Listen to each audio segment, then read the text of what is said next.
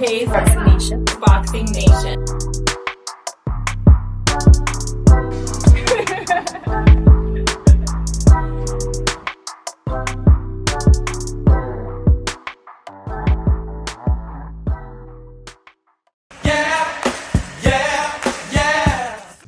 We got somebody else ahead of me. I'm right there.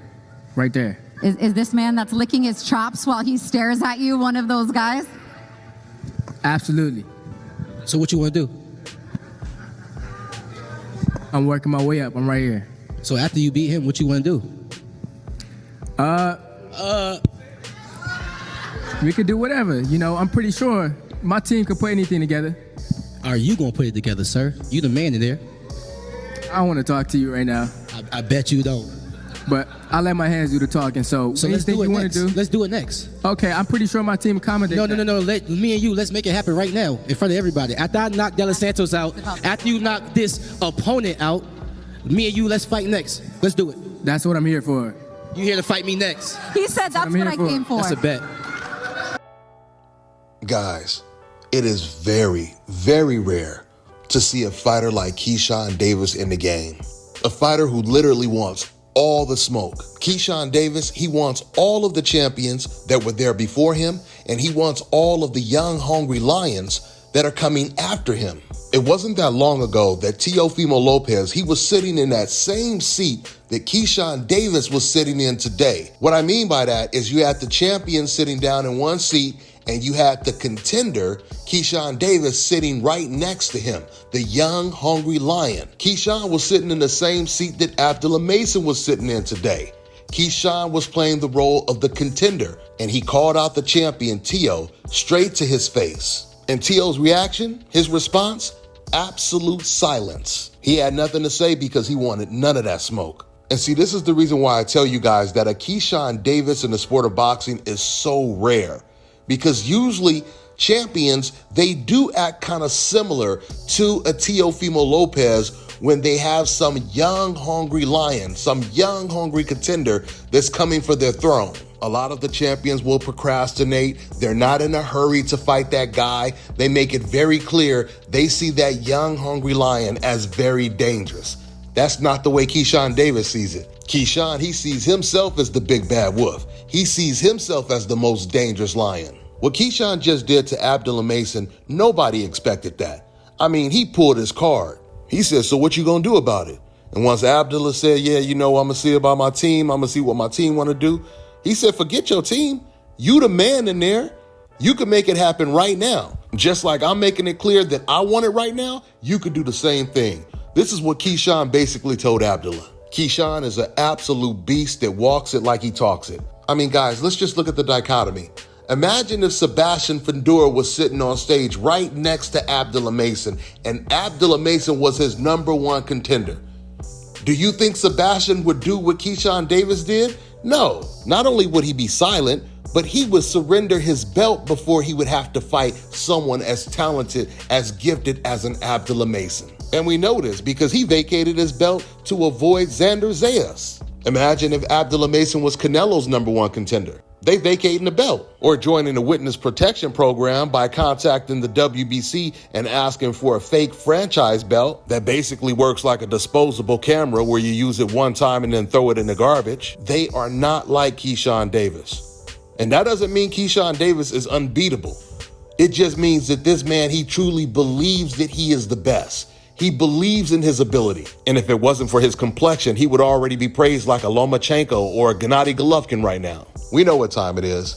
This man, Keyshawn, he just knocked out Lemos, Dennis Baranchek, and then chose to fight Santos as a volunteer defense in his own backyard. He called out Tank Davis before he even won the title, and now he's calling out Abdullah Mason to his face. Ain't nobody like Keyshawn.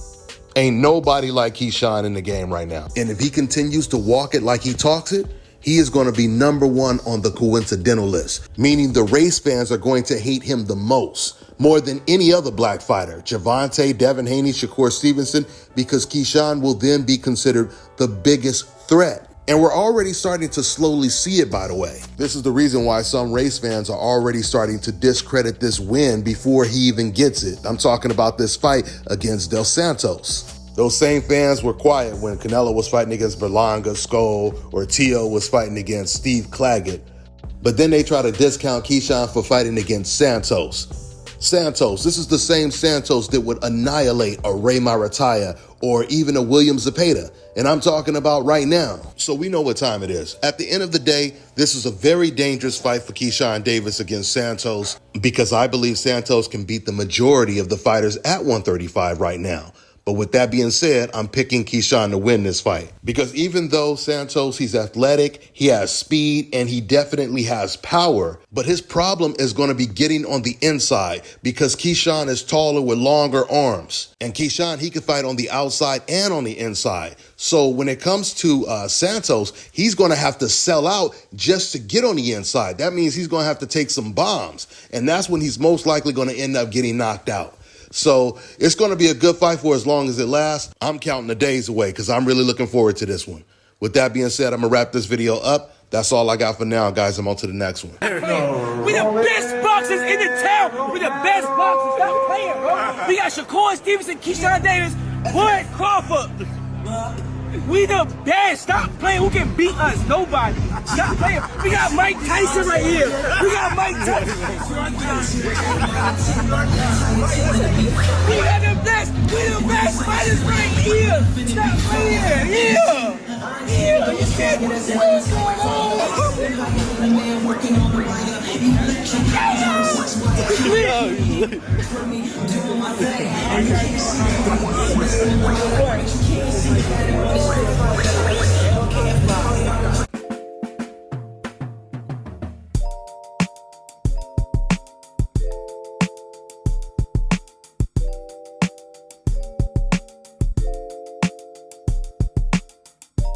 All right, now check this out, guys. If you're looking to repair eczema scars, burns and bruises, dark spots and blemishes, fever blisters, diabetic ulcers, this right here is the perfect product for you guys. It's called Elo Key Face and Body Oil. Athletes and top-ranking boxers, they're also using it after training to reduce swelling, inflammation, and to ease the pain. So get yours today. Go to elodekey.com, like them on Facebook, and follow them on Instagram.